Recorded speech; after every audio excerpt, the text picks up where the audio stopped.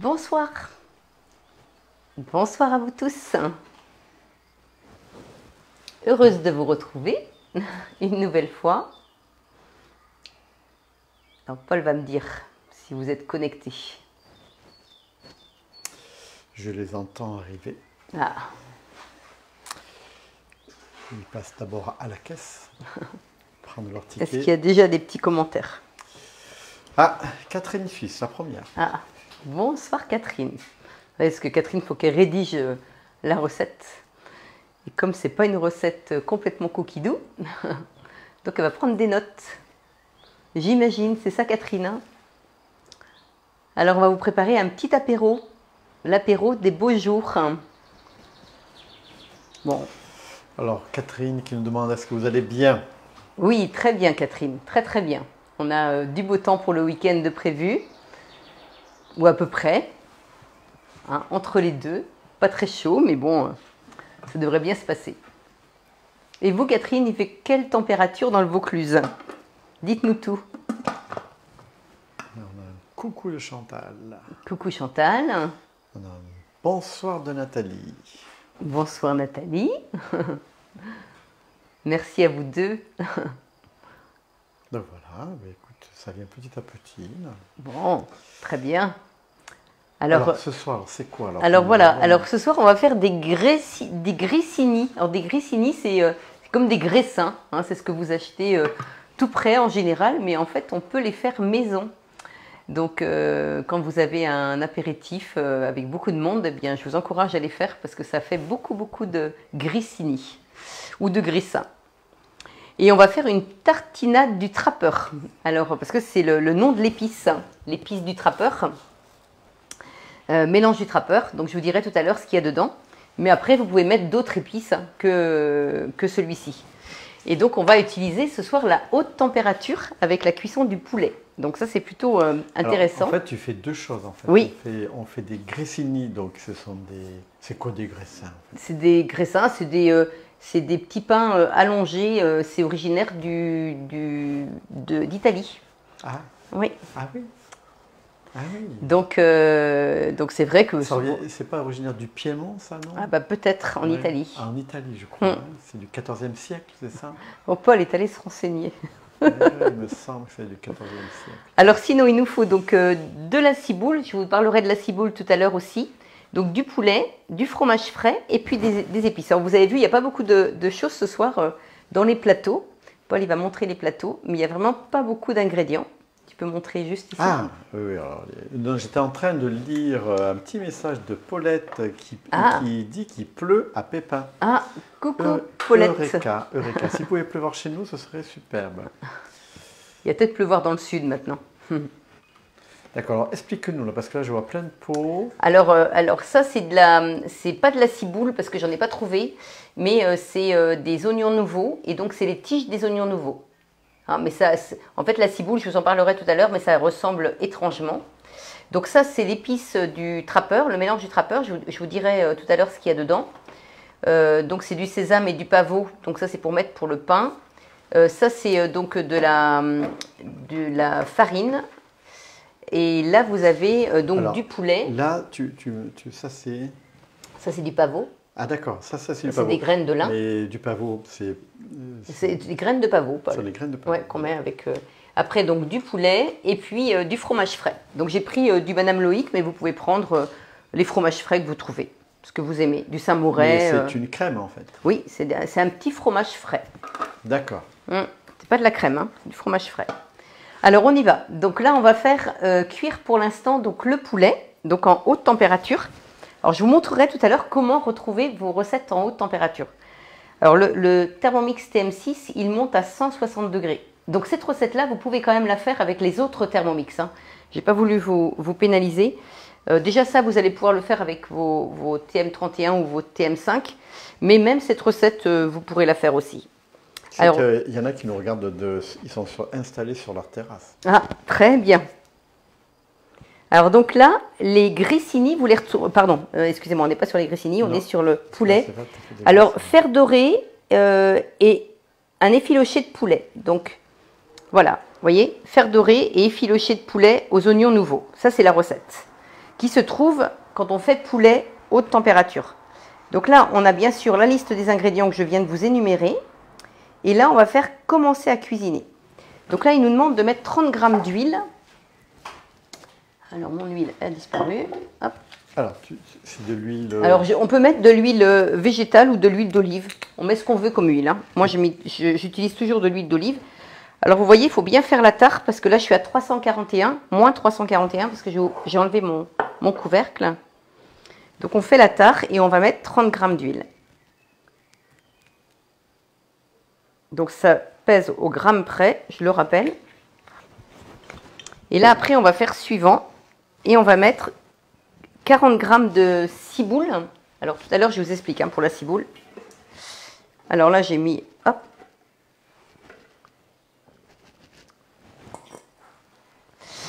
Donc, 38 g, mais ça devrait bien se passer. Alors, on peut mettre de la ciboulette, du persil. Vous mettez ce que vous avez chez vous. Hein, n'allez pas vous embêter à aller acheter des choses. Je suis sûre que vous avez des petites herbes qui iront très bien chez vous. Alors, insérez le couvercle sans le gobelet doseur. Donc, on enlève le gobelet. Et après, vous voyez, vous avez le dessin. Hein. Alors, donc, le gobelet, c'est quoi? C'est ça, en fait? Oui, le gobelet. Ah oui, c'est ce que tu appelles le gobelet doseur. D'accord. Et après, 3 minutes, Varoma. Alors ça, vous pouvez le faire avec votre TM31 ou votre TM5, cette partie-là. 3 minutes, Varoma, vitesse mijotage. Donc là, je fais juste revenir ça pour l'instant. Ensuite, alors, je vais juste vous parler de la ciboule. Parce que je ne sais pas si quelqu'un connaît la ciboule. Moi non, je ne connais pas. Toi, tu ne connais pas, Paul? Non. Vous n'utilisez plus les épices de chez Létoc? De chez Rollinger, c'est peut-être plutôt ça, non? Oui, peut-être. Ouais. C'est quoi qui est écrit? Vous n'utilisez plus les épices de chez Létoc? Alors peut-être Rollinger. Ouais, en fait, on a actuellement un partenariat avec Terre Exotique où on offre un coffret où il y a 3 sortes d'épices. Donc ça, c'est pendant 1 mois et demi, enfin même 2 mois. Et c'est pour ça qu'on les utilise là en faisant nos lives, parce que du coup, ça permet de découvrir ces épices-là. Mais ça, je les offre à mes clients qui organisent des ateliers. Il y a 3 épices différents. Il y a du cajun, donc une boîte de cajun comme ça. Il y a celui que je préfère, que j'ai plus d'ailleurs, parce que j'ai terminé la boîte, c'est curry breton, avec du curry et des algues. Celui-ci, je l'adore. Et puis là, donc le mélange du trappeur. Alors dans le mélange du trappeur, en fait, il y a, alors c'est réservé plus pour les saumons, les grillades, les veloutés, et puis bien sûr les tartinades. Il est même préconisé sur le site un risotto au cèpe, hein, où ils mettent ça dedans. Et dedans, il y a du poivre noir, il y a de la coriandre, il y a des légumes déshydratés, donc c'est oignon, ail et poivron rouge. Il y a du sel, et c'est déjà salé, donc on ne va pas remettre de sel. Il y a un petit peu de sucre d'érable, hein, c'est ça qui donne le petit goût un peu sucré. Et puis, voilà, donc ça c'est ce que je voulais vous expliquer. Et pour vous reparler donc de la ciboule, alors la ciboule en fait c'est vraiment une culture, ce sont pas des oignons, la bulle apparemment ils s'en servent même pas, d'après ce que j'ai lu sur internet, ils se servent vraiment que de la tige et c'est moins fort que l'oignon, hein, c'est ce qu'ils expliquaient sur internet. Alors vous allez peut-être me contredire et ça je l'accepte volontiers, parce que c'est ce que je dis toujours, hein. Moi je suis autodidacte en cuisine, donc j'essaie de me renseigner à droite, à gauche et peut-être que vous avez, vous, une information sur la ciboule. Ça peut être très intéressant. Alors, on va juste attendre les 30 secondes et après, on va passer au grissini. Il y a des bonjours de Paris aussi. Oui. Marie, alors, ça, c'est Marie-Gabrielle. Marie. Tout à fait, oui. Oui. Bonjour Marie-Gabrielle. Elle a réussi à se connecter. Super. Alors, Corinne, bonjour. Pour une fois, je peux regarder vos recettes en direct. Corinne de Nancy. Ah, bonjour Corinne, bienvenue. Alors, quelle belle rose. Eh oui, c'est les roses du jardin. Ah oui. Tiens, dis donc le nom de la rose. C'est là. Didi Bridgewater. Oui, elle est magnifique. Magnifique.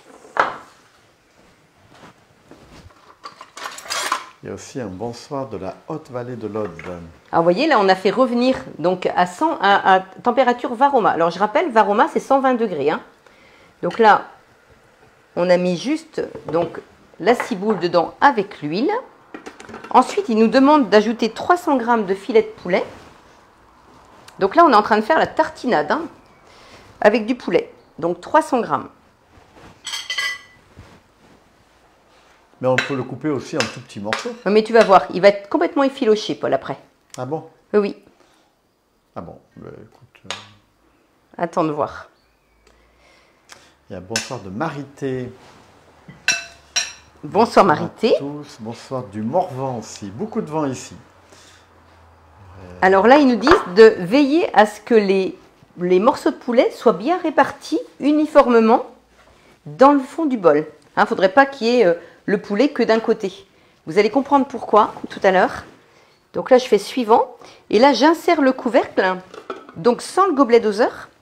Et là, il me demande de mettre ce couvercle-là. Donc ça s'appelle le couvercle anti-projection. Et ce couvercle-là, il faut vraiment le mettre que quand vous utilisez la haute température. Ne le mettez jamais autrement. Je vais vous dire pourquoi. Parce qu'en fait, ça vous bouche l'orifice du couvercle hein, et vous auriez des débordements. Hein. Donc, soyez vigilants, c'est que quand c'est demandé. Sinon, vous ne l'utilisez pas. Si vous avez peur d'avoir des débordements, des projections, pardon, il est préférable de mettre le panier de cuisson. Vous voyez, vous mettez le panier dessus comme ça. Hein, mais quand vous faites de la haute température, vous mettez celui-ci. De toute façon, c'est écrit, hein, vous voyez. Donc là, c'est marqué où? C'est écrit ici, positionnez le couvercle haute température sur le couvercle du bol afin d'éviter les projections. Donc là, il nous demande si c'est terminé. Si on l'a fait, on dit terminé. Et là, on passe à 7 minutes. Max, c'est la température max, c'est-à-dire 160 degrés. Et vous avez les petits traits là, vous voyez, donc à la verticale. Et en fait, ces petits traits-là, ça vous dit que c'est vraiment la température, c'est très très chaud, hein, 160 degrés. Donc là, regardez, quand je vais verrouiller, ça verrouille celui-ci, vous voyez, il ne bouge pas. Donc là, il n'y a aucun danger. Hein. Et vous allez voir tout à l'heure, ça va vraiment, il va y avoir vraiment beaucoup de vapeur parce que ça monte à 160 degrés. Donc vous, si vous n'avez pas de Thermomix TM6, faites température Varoma. Déjà, ça va monter à 120 degrés. Ça va moins dorer, mais je pense que vous arriverez à un résultat quand même qui sera pas trop mal.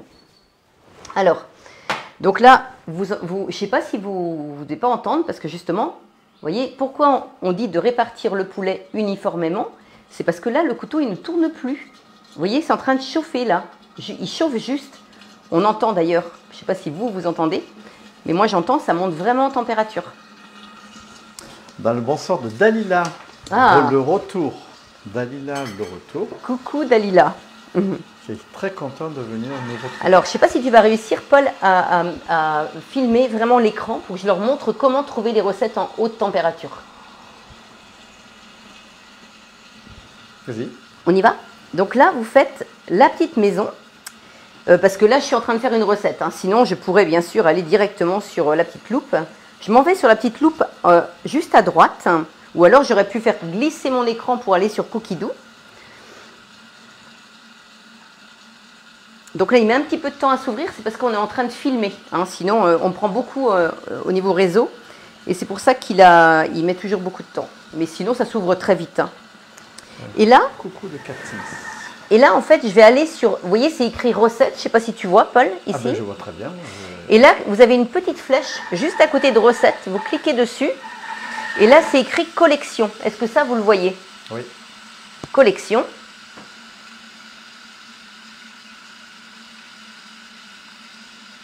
Alors, est-ce que ça a pris ou pas? Peut-être pas. Des fois, je vais trop vite. Alors, j'attends un peu, mais je crois que... Voilà. Collection. Voilà, collection. Collection. Et là, je vais écrire haute. H comme haute. Hein. H-A-U-T-E. Et je fais rechercher.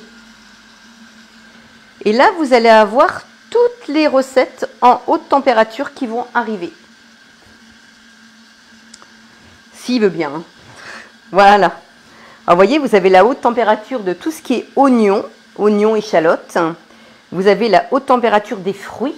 Alors ça, je vous encourage à faire ça, hein. Juste des ananas ou des pommes en haute température. Ça caramélise. J'en ai fait encore hier chez des clients. C'était vraiment succulent, hein. Si les clients sont en ligne, ils peuvent le dire. Mais ça fait un petit caramel liquide avec les pommes. C'est vraiment délicieux, délicieux. Vous avez donc tout ce qui est légumes en haute température. Vous avez la viande, donc le poulet, c'est le cas aujourd'hui, le poulet, le porc, le bœuf. Hein, vous pouvez directement le faire revenir ici. Et puis là, vous avez des recettes. Alors, je vais vous l'ouvrir, celui-ci, pour que vous puissiez voir. Et là, vous avez encore la cuisson donc haute température. Alors, je vais vous ouvrir celui-ci. Pour vous. Alors, vous voyez, quand je clique dessus, c'est comme un petit livret, mais c'est juste que c'est uniquement numérique. Vous ne l'aurez jamais sous format papier. Donc là, il y a une soupe à l'oignon en haute température. Il y a une pisse salardière. Il y a une salade de bœuf et roquette. Vous avez des nouilles au curry et au porc. Des pâtes aux fenouil et à la sauce tomate. Des crevettes sautées avec des oignons nouveaux. Du poulet au poivron, et puis moi une recette que j'adore, vraiment celle-ci c'est ma préférée, c'est le curry de légumes façon wok. Et là on va arriver vraiment à la période où on va avoir plein de petits légumes nouveaux, et là dedans il y a des petits pois mange-tout, entre autres, et cette recette-là elle est vraiment succulente, et ça vous fait vraiment un grand wok, hein, c'est le cas de le dire. Hein. Donc même si vous avez beaucoup de monde, franchement je vous encourage à faire cette recette qui est succulente. Alors par contre j'ai une question. Oui. Est-ce que c'est pas trop dur pour nettoyer le bol après ces hautes températures? Non, non. En fait, il faut absolument le mettre en mode nettoyage. Vous avez un programme nettoyage. Et là, tout à l'heure, j'ai fait donc de la haute température et j'ai fait plusieurs légumes à suivre. Parce que comme ce soir, j'ai envie de faire une pizza. Donc, j'ai fait revenir mes légumes en haute température. Paul, il va être content parce qu'il ne savait pas qu'il y aurait de la pizza ce soir. Et je sais qu'il aime beaucoup. Et donc, je vais vous montrer d'ailleurs, entre autres, j'ai fait... Vous voyez, j'ai fait revenir là, ça c'est des poivrons avec des oignons. Et on mettra ça sur la pizza ce soir. On va mettre un petit pesto d'ail des ours. On va mettre ça, j'ai acheté de la bonne mozzarella. On va remettre un peu de fromage. Franchement, on devrait se régaler. Et puis j'ai fait revenir aussi des petites courgettes en haute température. Donc ça va être un vrai régal, ça j'en suis convaincue. Il y en a un qui va être content. On récupère un des enfants ce soir, donc ça va être très très bien.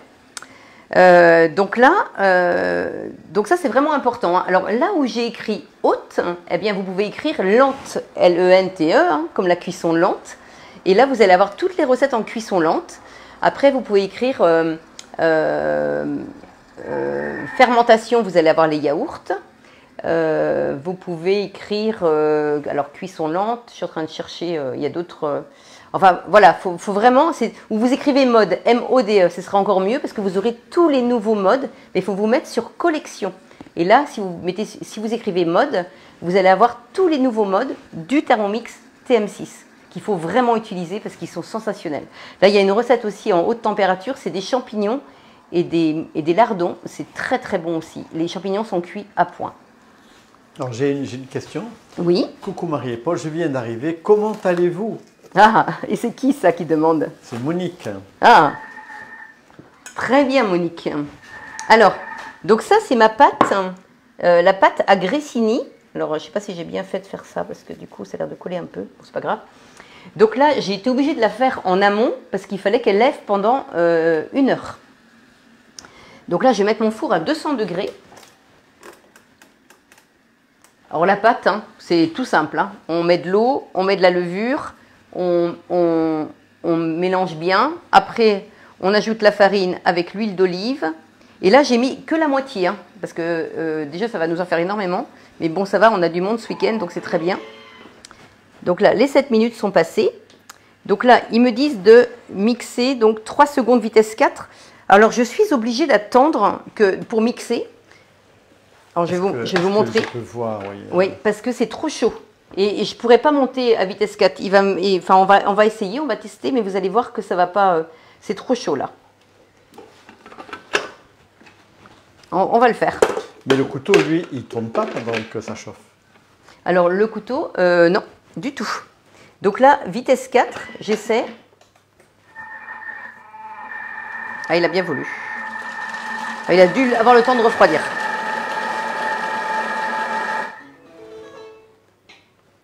Donc voilà, alors assaisonner en fonction des goûts et servir aussitôt. Alors, et là, en fait, ce qui est vraiment bien, c'est que vous avez, quand vous faites les 3 petits points ici, et que vous faites détail de la recette, eh bien, vous allez voir là, en bas, il y a donc des conseils et astuces, et ils vous disent que vous pouvez utiliser cette préparation-là pour garnir une salade composée, confectionner une tartinade, ou réaliser une sauce pour un plat de pâtes, par exemple.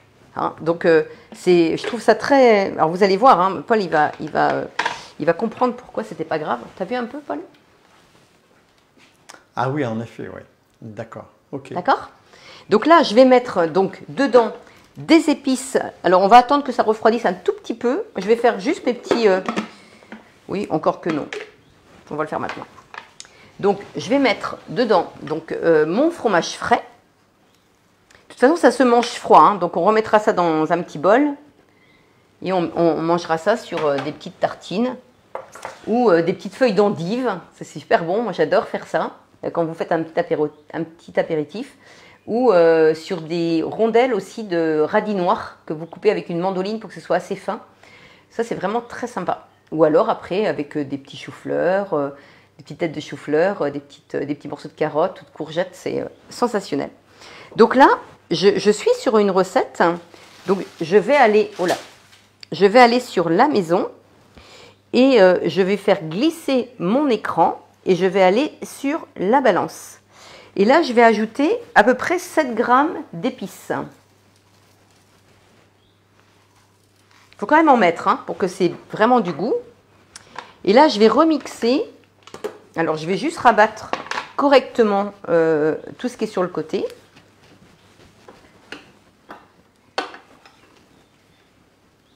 D'accord, donc là, tu as tout rabattu. Voilà. Donc là, je peux bien sûr mettre mon gobelet. Là, je peux revenir ici. Donc là, je fais terminer parce que donc j'ai terminé ma recette. Et là, je vais faire à peu près une dizaine de secondes. Donc, je vais mettre en sens inverse parce que j'ai pas envie de remixer mon poulet. Et là, je vais faire vitesse 3. Je vais regarder ce que ça donne, hein, si ça me convient. Peut-être un peu moins même. Ouais. Voilà, 2. Je vais peut-être refaire encore un petit peu. Voilà. En fait, on voit à peu près en fonction de... Est-ce que je peux te poser des questions? Ah, bien sûr, vas-y Paul. Parce que là, j'ai pas mal de questions et puis de remarques. Si on multiplie une recette par deux moitiés, oui. Par exemple, quel rapport de temps du temps de cuisson? Est-ce que c'est alors toujours le même temps de cuisson? C'est un tiers de temps de... Ça, je l'avais déjà dit dans des lives, mais c'est vrai que c'est bien de reposer la question parce que vous ne pouvez pas regarder tous les lives. C'est Marie-Noël qui pose la question. Alors, Marie-Noël, quand vous doublez une recette, vous mettez à peu près un tiers de temps en plus de cuisson. Mais ce n'est pas vrai pour toutes les recettes. Non, mais, donc, mais si on diminue... Alors, si on divise par 2, on enlève un tiers. C'est à peu près la règle. Mais ça dépend ce que vous faites comme recette. Hein, c'est toujours pareil. D'accord. Alors, donc là, je vais mettre ma petite tartinade de poulet. Alors apparemment, Monique a essayé avec les yaourts et c'est nickel. Ah, elle a fait des yaourts oui. Et elle est contente. Oui. Ah ouais, en général, les gens sont vraiment ravis hein, avec la fonction fermentation. Là, elle a beaucoup de succès. Hein. Donc ça, ce que tu es en train de préparer, c'est de la tartinade du trappeur. Voilà, avec les épices du trappeur. D'accord. Et donc là, si je comprends bien, avec le cressin, on peut venir prendre, voilà. on peut tout à fait sur la tartinade et manger. Tout à fait. Tu as tout compris, Paul. Oui, j'ai tout compris. Hein. Tu as tout compris, Paul. Bon, d'accord. Donc ce soir, on pourra manger ça. Oui. D'accord. Exactement, avec ton garçon. Bon. Tu vas être content comme tout. Alors là, j'ai mis 1 litre d'eau avec une goutte de liquide vaisselle. Et là, après, on peut le mettre en mode nettoyage. Alors, je ne vais pas le faire pendant qu'on va faire le... J'ai juste mis l'eau. Je le ferai tout à l'heure parce que ça fait un petit peu de bruit. Et j'ai plutôt envie de silence. Alors, Angèle, qui vient de nous rejoindre, c'est ma première connexion. Merci de m'avoir accepté. Ah Bienvenue, bienvenue, bienvenue. Je vais prendre ça. Alors, j'enlève juste ça parce qu'il y a un petit peu de fromage.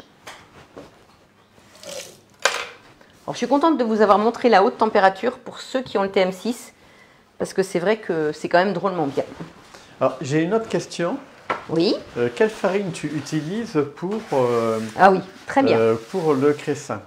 Voilà. Alors, ça, c'est une bonne question. Qui est-ce qui pose cette question? Ah ben là, je vais te le dire, hein, c'est Antoinette. Voilà. Alors ça, c'est une très très bonne question. Parce qu'en fait, Antoinette, vous avez raison. Ben, elles sont toutes très bonnes, les questions qui sont posées. Oui, mais celle-ci, elle est particulièrement bonne parce qu'en fait, sur l'ardoise, c'est écrit 500 g de farine fleur. Alors, pour tout vous dire, moi, la farine fleur, je ne connaissais pas. Hein, donc, comme quoi, il y a plein de choses que je ne connais pas. J'apprends beaucoup de choses en faisant ces lives. Alors, la farine fleur, en fait, ce sont des grains qui sont concassés, broyés et moulus. Alors que la farine normale, c'est uniquement, c'est pas concassé.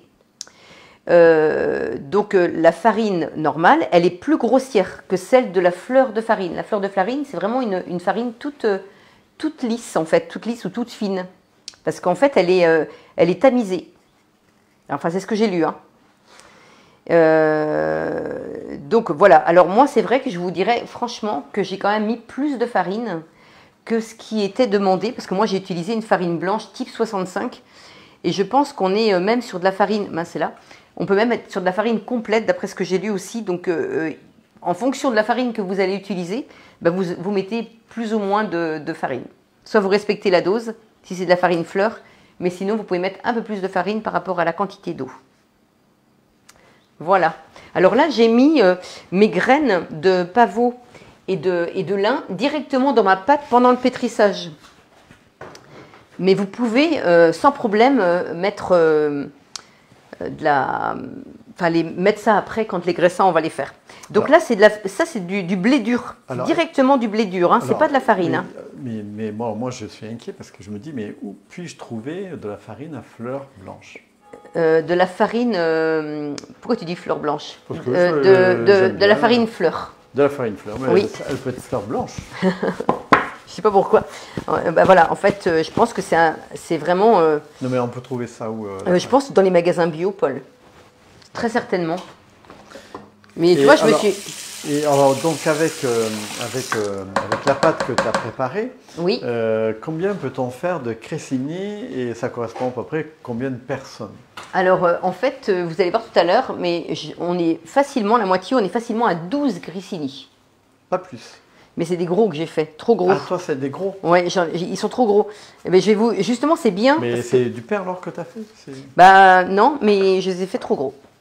D'accord. Mais ils sont mangeables? Oui, mais si tu veux, si les personnes mangent entièrement un graissin comme j'ai fait, ou un grissini, bah, ils ne vont plus avoir faim. D'accord. Donc voilà, alors vous voyez, ma pâte, elle a bien gonflé, donc je chasse un petit peu l'air. Alors, il faut vraiment mettre de la semoule pour pas que ça colle. De la semoule de blé dur. Bon, je pense que ça assèche moins, là, je pense qu'il y a des gens qui vont me dire, mais le fait de mettre de la semoule de blé dur, ça assèche moins que quand on met de la farine. Donc là, hop, je fais un gros boudin, comme ça. Et là, je fais des petits de 1 cm.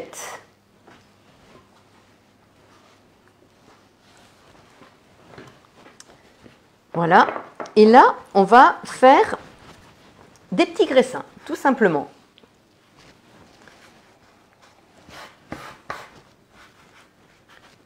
Donc là, hop. Il faut les faire très très fins parce que ça gonfle pendant la cuisson. Et vraiment, il faut les faire très très fins. Alors, vous voyez, quand vous faites ça, vous écartez vos mains. J'ai enlevé mes bagues parce que j'aime pas travailler avec des bagues. Hop. Et quel est le rapport de la farine fleur et le type de farine 110? Est-ce que c'est la même quantité ou est-ce que... Non, justement, il faut en mettre un petit peu... Si vous utilisez de la farine normale, c'est-à-dire type 55 ou 65, eh bien, vous mettez un petit peu plus de farine par rapport à la... Moi, c'est ce que j'ai fait. Hein. J'en avais pas, Paul, de la farine fleur. Alors, vous voyez, vous faites vraiment des petits comme ça, très très fins. Et c'est pas du tout ce que j'ai fait, moi. Alors, attends, Paul, je vais juste passer devant toi.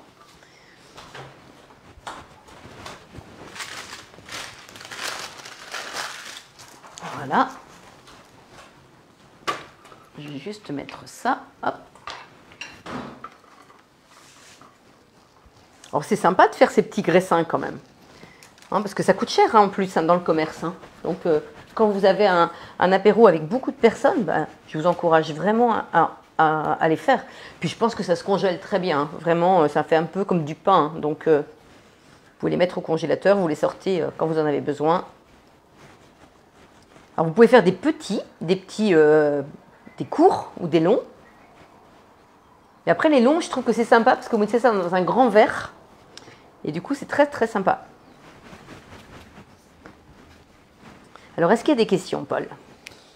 Alors, non, j'ai pas de questions là. Je pense que tout le monde te regarde, tout le monde attend avec impatience la cuisson en fait.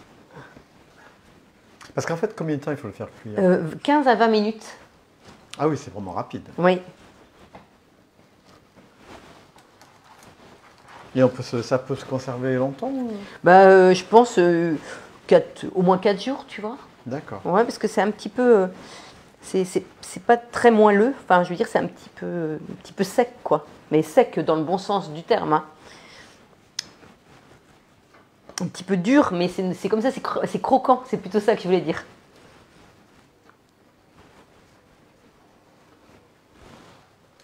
Alors, dites-nous s'il y a des questions. Allez-y, profitez-en. Est-ce que vous avez déjà utilisé la haute température et qu'est-ce que vous avez fait comme recette? Dites-nous.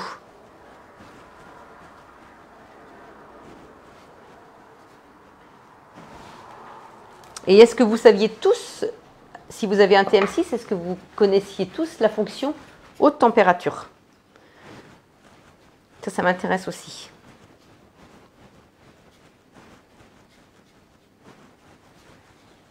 Vous voyez, les mains, vous les écartez comme ça. Hein, vous partez du milieu, puis vous écartez vos mains pour être assez régulier. Alors, ils seront moins réguliers que dans le commerce, hein, mais ce n'est pas non plus grave. Hein. C'est du maison. Alors, Dalila, je suis triste, j'ai laissé mon Thermomix en Turquie. Ah, oh là là là là là. Ils voulaient me le confisquer à la douane. Oh. Ah, ben dis donc. Ils voulaient le reçu. Ah, mince. Ah oui. Le reçu d'achat, je le retrouverai en octobre à mon retour. Il me manque mon petit bébé. Si quelqu'un voyage avec son Thermomix, n'oubliez pas. Ah oui, oui, ben oui, il ne faut pas oublier c'est le bon d'achat ou la facture. Ou la facture en fait. Ah oui. Alors Monique, il dit, mais aussi on peut mettre des graines dessus. Oui, tout à fait. Alors moi, je les ai mises dedans, mais on peut sans problème les mettre dessus. Puis après, on va mettre, là j'ai presque terminé ma plaque, on va faire une plaque avec vous, je ferai l'autre plaque après. Et bien pour le façonnage, c'est de la semoule de blé? Oui, c'est de la semoule de blé. C'est du blé dur, mais très fine, extra fine. Alors Chantal, qui sort du sujet, mais bon, la remarque est tout à fait agréable. Marie, vous êtes ravissante dans votre robe. Ah, vous êtes gentille. Je voulais aussi dire que vous êtes adorable hein, sur ce groupe. Hein. Je le dis haut et fort tout le temps, mais je peux vous le dire devant vous. Ouais. Alors, pas encore par ex pour le Merci beaucoup. Caramel, non. Monique, j'ai du mal à traduire votre phrase. Pas encore, par exemple, pour la... J'ai un petit peu de mal. Et pour le caramel, on parle du caramel. Oui, c'est toujours de la haute température aussi. Alors pour le caramel, vous écrivez cuisson du sucre et vous allez trouver tous les caramels à la place d'écrire. Mais quand vous faites mode, vous l'avez, hein, la recette. Alors là, on va pouvoir mettre un petit peu de fleur de sel dessus. Vous voyez, là, on parsème d'un petit peu de fleur de sel. Ce sont des petits gâteaux salés que vous pouvez manger avec une petite salade aussi. Hein. C'est très bon hein, si vous faites une petite entrée, une petite salade. Vous pouvez mettre des petits graissins. Alors, vous pouvez les faire beaucoup plus courts. Hein. Vous pouvez faire des petits. Hein. Ça peut être très sympa aussi. Hein. Moi, j'ai fait des longs. Donc là, je vais les mettre au four pendant 15 à 20 minutes. Et je vais vous montrer ceux que j'ai fait. Mais ceux que j'ai fait, je les ai fait trop gros. Hein. Je vous le dis quand même. Oui, je l'ai utilisé à haute température comme les champignons, oignons, poivrons. C'est extra. Ah oui, oui, c'est vrai. Hein. Ça, oui. Donc là, je mets 20 minutes de cuisson. Il y a Maria qui dit pour les champignons, c'est pas très concluant. Par Qui contre, dit j'ai ça souvenir d'avoir galéré pour le nettoyage. Alors en fait, Ça, c'est Marie. c'est Marie-Gabrielle? Marie-Gabrielle, je pense. Oui. Alors, donc vous n'avez pas trouvé ça très concluant pour les champignons? Et puis même pour le nettoyage, apparemment. Pour le nettoyage. Alors, le nettoyage, c'est vrai que ça accroche un petit peu, mais n'oubliez pas, et ça je l'ai déjà dit au live de la semaine dernière, n'oubliez pas de prendre une éponge. Alors, je ne sais pas où est mon éponge, est-ce qu'elle est là? Une éponge qui gratte. Je disais, plus votre bol va être propre, et mieux vous allez réussir vos recettes. Parce que si vous laissez une petite pellicule dans le fond du bol et que vous refaites de la cuisson haute température, eh ben, je peux vous dire que là, c'est une catastrophe parce que en fait, ça recuit tout le temps la petite matière. Et pourquoi vous faites ça? C'est pas parce que vous nettoyez mal, c'est parce que vous avez peur en fait de l'abîmer, votre Thermomix, votre bol. Mais vous n'allez surtout pas l'abîmer. Plus c'est poli, mieux c'est. Donc vous prenez une éponge qui gratte. Donc ça, c'est les petites éponges de chez H2O, mais vous avez aussi les éponges côté vert, là, c'est très bien. Il faut toujours que votre bol il soit nickel. Hein, donc n'hésitez pas, vous le faites tremper, là je l'ai fait tremper, je vais le mettre en mode nettoyage après. Je vous assure, je l'ai fait tout à l'heure, j'ai pas eu de mal du tout à le nettoyer. Même Antoinette confirme ce que tu viens de dire là, en fait, c'est vrai que pas de souci pour le nettoyage, oui, effectivement. Une bonne éponge, oui. Alors, et puis avec un peu d'huile de coude quand même. Voilà, mais il y a quelque chose d'important, c'est qu'ils vous disent souvent, quand vous faites de la haute température, d'utiliser du beurre clarifié. Et si vous utilisez du beurre normal, eh bien, il va brûler votre beurre. Parce que le beurre clarifié, vous avez d'ailleurs la recette sur Cookidoo, vous écrivez beurre clarifié, vous allez pouvoir le faire. En fait, on sépare le beurre, il va y avoir la partie huile, en fait, et la partie un peu solide, ce qu'on appelle les déchets. Et on va prendre que la partie huile qu'on va mettre dans un petit beurrier. Et après, ce beurre-là, vous pourrez le faire chauffer à haute température, il ne brûlera jamais. Donc, si vous prenez du beurre classique, hein, eh bien là, vous avez un petit peu d'une partie qui est brûlée dans le fond de votre bol. Mais c'est à cause du beurre, en fait, parce que si vous n'avez pas utilisé du beurre clarifié. Faites du beurre clarifié, c'est facile comme tout. Et vous pouvez le garder assez longtemps dans votre réfrigérateur. Alors, je vous montre mes petits grissini qui sont... bon, moyen, mais bon, je vous les montre quand même. Alors, une idée aussi, une bonne éponge avec du vinaigre. Ah oui, certainement, parce que le vinaigre, c'est très très bien. Ça nettoie tout. On l'oublie souvent. Alors voilà mes petits grissini. Alors, vous voyez, ils sont un peu trop gros. Il faut vraiment que ce soit plus fin que ça. Et donc ça veut dire que s'il y a une personne qui mange tout là, il aura plus faim après. Et là je vais en casser un pour que vous puissiez voir. En fait, vous voyez, normalement c'est plus sec que ça. Donc le fait qu'il soit trop gros, ben, en fait il est un peu, c'est pas du pain, hein, mais Paul il va goûter. En effet, c'est pas du grissini. Bah oui, voilà, c'est un peu trop. Il faut que ce soit plus sec que ça. Il faut vraiment qu'il soit très très fin. Donc c'était un essai, je ne vous cache pas que c'était la première fois que j'en faisais. Donc je me lance comme ça, des défis. Donc je saurai maintenant. Et puis ça me permet de vous informer, vous aussi. Donc voilà, bah écoutez, on a fait notre petite tartinade, on a fait nos grissini. Ce soir, c'est pas très long. Mais on est content de vous avoir vu un petit peu quand même. Est-ce que vous avez des petites questions avant qu'on vous quitte ? Est-ce qu'il y a des questions, Paul?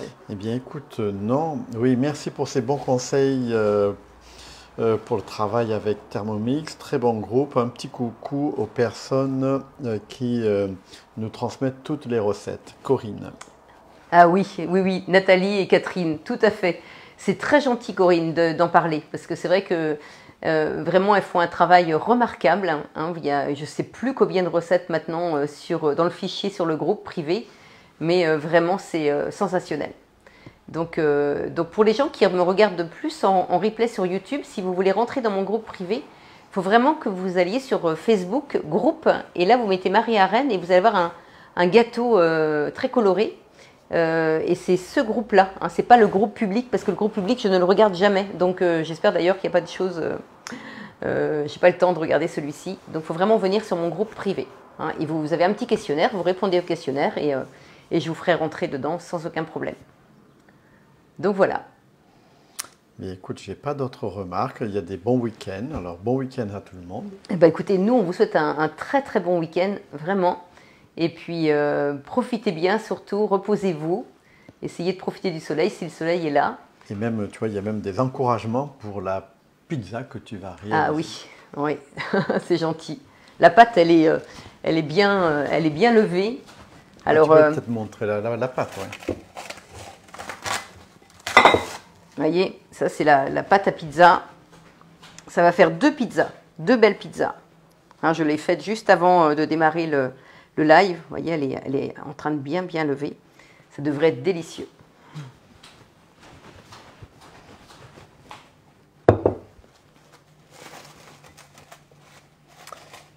Donc voilà. Je vous remercie beaucoup. Je suis très heureuse de vous retrouver. Et nous également, Dalila. Ça fait très plaisir.